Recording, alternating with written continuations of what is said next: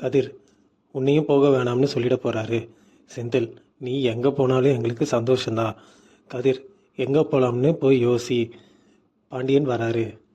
பழனி, மற்ற 2 பேரையும் எங்கேயாவது அனுப்பி வைக்கலாம்ல. பாண்டியன், அவன் என் பேச்சை கேட்குறான்டா. அவனை எங்கே வேணாலும் அனுப்புவேன். இவங்கெல்லாம் அவங்க காசில் எங்கே வேணாலும் போய்க்கிட்டோம். பாண்டியன் போகிறாரு. செந்தில், ஏன் மாமா உங்ககிட்ட நாங்கள் கேட்டோமா? அவர் இது வரைக்கும் ஏதாவது சம்பளம் கொடுக்குறாரா? எல்லாரும் இப்போ கடைக்கு போகிறாங்க. மயில் அவங்க அம்மாவுக்கு கால் பண்ணுறாங்க. மயில் அம்மா, நான் சொன்னதுக்கப்புறம் ஏதாவது பேசுனாங்களா? மயில், பேசணும், மாமா பர்மிஷன் கொடுத்துட்டாங்க. மயில் அம்மா, மாப்பிள்ளைக்கிட்ட பேசி எங்கே போகிறதுன்னு. மயில், மாமா தம்பிங்கெல்லாம் போகலையே, நான் மட்டும் எப்படி போகிறது அப்படின்னு யோசிச்சுட்டு இருக்காரு. மயில் அம்மா, ஏன் இன்னும் தம்பிங்களை பற்றி யோசிக்கிறாரு? அவங்க தம்பிங்க அவருக்கு முன்னாடியே கல்யாணம் பண்ணிக்கிட்டாங்களே.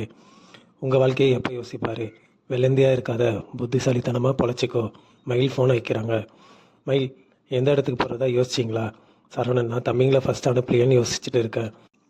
மயில், இப்போ நாம் போகிறோமா இல்லையா? சரவணன், நாம் போயிட்டு வரலாம். கிச்சனில் பழனியும் கோமதியும். பழனி, கொஞ்சம் நல்ல ஆளாக பார்த்து காதலிச்சிருக்கக்கூடாது. கதிரும் செந்திலும் அனிமன் போகாதது ஒரு வார்த்தை கேட்டேன். எனக்கு தெரியாமல் கல்யாணம் பண்ணவங்க அவங்களுக்கு நான் அனிமன் அனுப்பணுமான்னு கேட்டுட்டாரு. கோமதி, அவர் விருப்பப்படி சரவணன் கல்யாணம் நடந்ததில் அதான் அவருக்கு சந்தோஷம். பழனி, செந்தில் தான் பாவம் புலம்புறான், காசு கொடுக்குறதே இல்லைன்னு. சரவணன் அப்படி இருக்கான், சரவணன் இப்படி இருக்கான்னு சண்டை மூட்டி விட பார்க்குறாரு. ராஜி மீனாவும் வராங்க, வெளியே கிளம்புறாங்க. பழனி, தங்கமயில் இவங்க கூட சேரது இல்லையோ. தங்கமயிலை தூக்கி வச்சு மருமகளுக்குள்ள பிரச்சனையை உண்டாக்க பார்க்குறாரு. சரவணனை தூக்கி வச்சு பசங்களுக்குள்ள பிரச்சனையை உண்டாக்குவார். கோமதி, அதெல்லாம் எதுவும் செய்ய மாட்டார். நம்ம வீட்டு பிள்ளைங்க புரிஞ்சுப்பாங்க.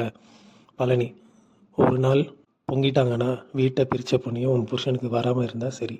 இதோட எபிசோடு இங்கே முடியுதுங்க.